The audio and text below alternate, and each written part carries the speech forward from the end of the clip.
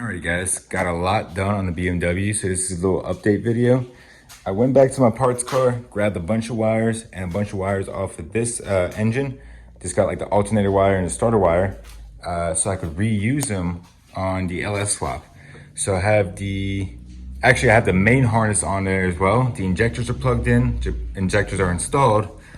Alternator wiring harness or starter, one or the other. I used that one, rerouted it all the way. Let's see.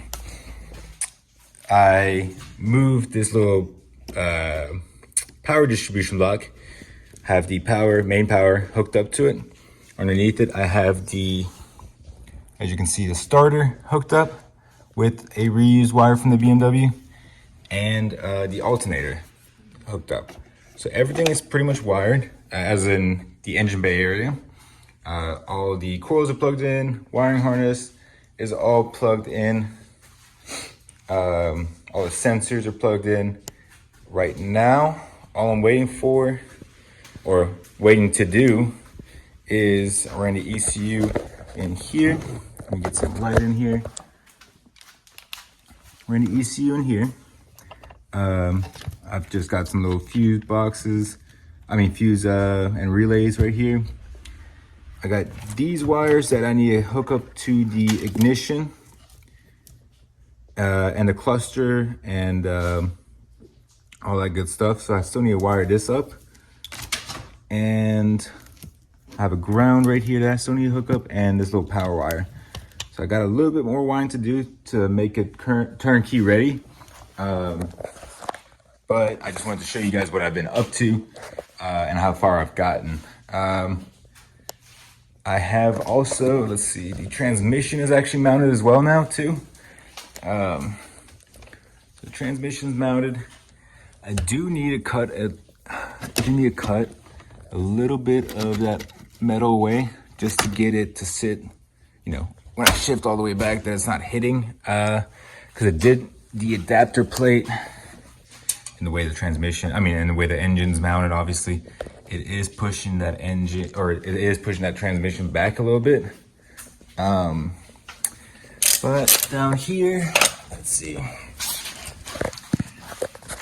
You can see I used the original transmission that came off the car and the original transmission mount. I just had to drill the holes out a little bit to make them scoot back because of the transmission sitting so far back now. And the original mounts from the transmission. Everything else is in the LS up here with the adapter plate. For the drive shaft, let's see, for the drive shaft, I'm not sure what I'm gonna do yet. I have an automatic drive shaft for the E46 and the manual one. So I'm gonna see whichever one fits. Obviously, if it blows up, if it doesn't last long, obviously gonna go with a one-piece drive shaft. But just for getting it going on the road, I do have two drive shafts to see which one with the length would fit, even though the transmission is pushed back a little bit. Interior wise, got the back seats in. Front seats are still out just because I still have a lot more going on over here. And then dashboard or center console wise, I still have to do a little cut and probably pull this out again. Coming. Okay. So other than that, yeah, that's pretty much it. Right now, I'm just waiting on headers. Got the accessory belt that still needs to go on here. All right, sorry. Accessory belt's still going on. I've gotten a couple. They were too short. Got to return those and put them back, and get the right one. Let's see, update for the plumbing. I have the original radiator and coolant tank. I'm trying to use this. It's getting really close to my power steering pulley. This one. It's getting really close to the power steering pump pulley. This one right here. But if I can use it, I will. If I can't, I might have to ditch that setup. But I'm gonna try to make it work, just for simplicity.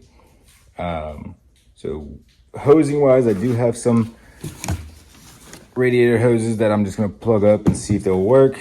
The only struggle would be just to get the, where is it at? The heater core plumbed up. I have one hose that goes directly to it. It's just customizing the other one that go all the way on the other side. So that's for the plumbing. That's after I get it actually turnkey ready to go. Mostly just waiting on the headers to come in and to find some time to tap into ignition and get it all turnkey to go. And I think I still do need it used to be this used to be a automatic car. So I still need to disable the, what's it called? The neutral safety switch, I think it is, where it knows it's in neutral, or instead of knowing it's in park, it's going in neutral. So I still need to disable that. And I think that's it. But yeah, that's it for the update. Hope you guys enjoyed. Got to see the car again. But yeah. Catch you guys next time. Thanks for watching.